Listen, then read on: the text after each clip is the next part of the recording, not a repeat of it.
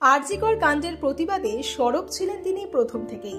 অক্টোবরের প্রথম দিকে প্রেসিডেন্সি বিশ্ববিদ্যালয়ের একটি অনুষ্ঠানে রাজ্যের প্রাক্তন এই আইজির একটি মন্তব্য ঘিরে চাপানোত্তর তৈরি হয়েছিল। একাধিক থানায় তার বিরুদ্ধে অভিযোগও দায়ের হয়।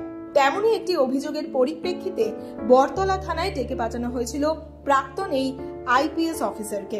অভিযোগ, বেশ কয়েক ঘন্টা থানায় বসিয়ে রাখা হয়েছিল তাকে, কিন্তু চা বিস্কিট তো দূরের কথা, জলও দেওয়া হয়নি। ওই ঘটনা নিয়ে রাজ্য সরকারের বিরুদ্ধে সরব হয়েছিলেন বিধানসভার বিরোধী দলনেতা শুভেন্দু অধিকারী। রাজ্য পুলিশের সেই প্রাক্তন আইজি পঙ্কজ দত্ত প্রয়াত।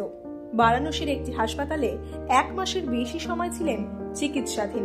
গত 23শে অক্টোবর বারাণসীর একটি অনুষ্ঠানে হঠাৎ অসুস্থ হয়ে পড়েছিলেন তিনি। নাক ও মুখ দিয়ে রক্তক্ষরণ হয়েছিল, সেরিব্রাল অ্যাটাক হয়েছিল তার। বারাণসী ট্রমা কেয়ার সেন্টারে ভর্তি ছিলেন তিনি। দীর্ঘ 1 মাস মৃত্যুর সঙ্গে লড়াই করেছেন, তবে শেষ রক্ষা আর হলো না। কর্মজীবন থেকে অবসর নেওয়ার পর তিনি সামাজিক কর্মকাণ্ডের সঙ্গে যুক্ত ছিলেন। বিশ্লেষক হিসেবেও বিভিন্ন সংবাদ মাধ্যমের অন্যতম বক্তা হয়ে উঠেছিলেন তিনি। বিভিন্ন বিষয়ে সোজা সাপটা মতামত দিতেন। পুলিশের উচ্চ পদে চাকরি করার সময় তিনি একাধিক গুরুত্বপূর্ণ সিদ্ধান্ত নেন। পুলিশ মহলে তার আলাদা একটা পরিচিতিও ছিল।